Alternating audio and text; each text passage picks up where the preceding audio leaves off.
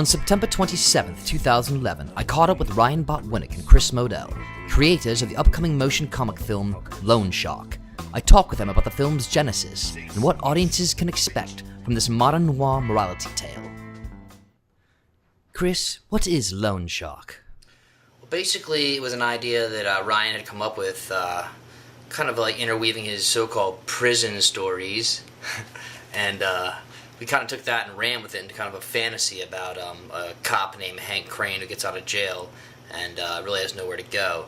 What I saw was basically an opportunity for me to write a film noir story and kind of update the concept and approach it from more a comic book or graphic novel, and then to animate it with the Macintosh, and we get the first episode. Tell me about the character of Hank Crane. Hank is a ex-cop who, prior to becoming an ex-cop, became a dope fiend. He is not a very happy person, very miserable person, but deep down, though, he has a big heart. Kind of Bukowski-ish in a sense, but with a dash of romanticism in a tragically hip, fatally cool world. What are some writing inspirations for Loanshark? With the story that Ryan gave me, I basically I thought of movies like Touch of Evil, the Orson Welles, The Third Man, stuff like that. But I wanted to base it more in modern, a modern language, if you will. No, I would say it's like stuff like Frank Miller, Brian Azzarello from 100 Bullets, from the comic angle. Ryan, who are some of your favorite comic book artists, and where do you draw inspiration from for Loanshark? My all-time favorite and probably most inspirational comic book artist is Jack Kirby. I would also have to say Frank Miller. I would have to say John Byrne. I really get a lot of inspiration, however, from a lot of the 1940s and 1950s comic books. Stuff like the old Superman, Captain Marvel, Shazam. What I really like to do is take those old comic books by Bob Kane and a lot of the old timely comics and really get my inspiration from them, because those panels, they were great artists in telling simple, basic stories, and that's really where I get a lot of my inspiration from. So Ryan, how did you come up with the character of Hank Crane? Long time ago, I was smoking a whole lot of pot, and I was really stoned, and I had drawn a character of a man shooting a gun with kind of sideburns and a pompadour and a blazer, and the word Crane Highway just flashed in my head, and I said, Crane Highway, Highway Crane, Hank Crane. Hank's been a character that's been in my mind for a long, long time. I pitched him to Chris.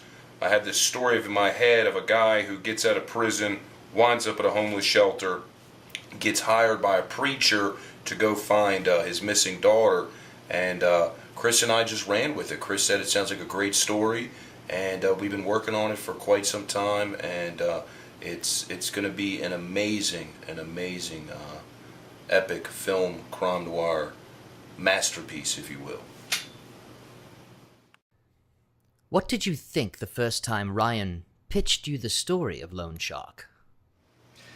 Well, I was frankly surprised that Ryan had a good idea, which is, rare for him.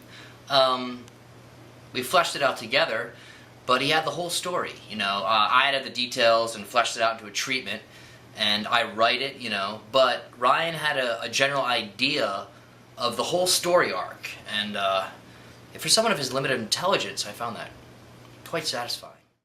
When you first got together with Chris, how did you guys decide to make a comic? Well, Chris and I have a lot of things in common, a lot of the same similar background as far as comics and music and stuff like that, and we'd always talked about doing a comic book, and one time we were in front of the Daily Grind Coffee House, and that's when I pitched him the idea of the character Hank Crane, and he was great. I'm a good storyteller, I'm a very good artist, but I'm not a good writer. Chris is a great writer, so when he and I come together, it's magic. It's like Tommy Boyce and Bobby Hart. It's like Donnie and Marie. It's like Thunders and Johansson. It's like, it's Denny O'Neil and Neil Adams. What are your hopes and goals for Loanshark the movie? Oh, God. Well, first of all, I'd like to complete something, which is always nice. One of the great inspirational things that's happened to me in this whole journey is a friend of mine, Quentin, had a friend. She was probably 18 or 19 years old, and she had seen a little bit of the first episode that Quentin had recorded the vocals for, and she loved it. So I'm at work one day, and she comes in and she says, "Are you the guy that did Loanshark?" And I was like, "Yeah." And she asked me if she could have a DVD of it. And she loved it. And she's like, "What happens next?" So, as far as completing it and then getting it out, putting it on Facebook, putting it on YouTube, just burning people DVDs of it, I don't care. It's a story that we just really want to tell. And I'm excited that we're almost done with the second half of it.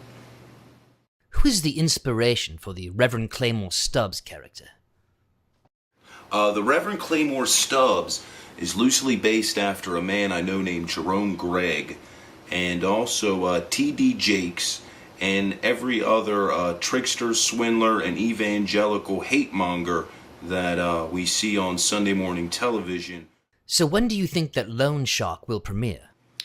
Well, we have the first episode wrapped. We have completed writing the second episode, and Ryan is almost done drawing the second episode. So hopefully, I would say summer of 2015.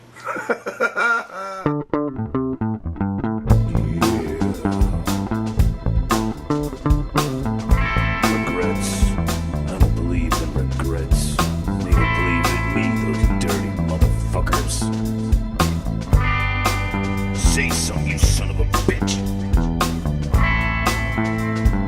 Yeah. I don't know who the hell you think you is. I mean, come on. You've been out for almost an hour. You sure you okay?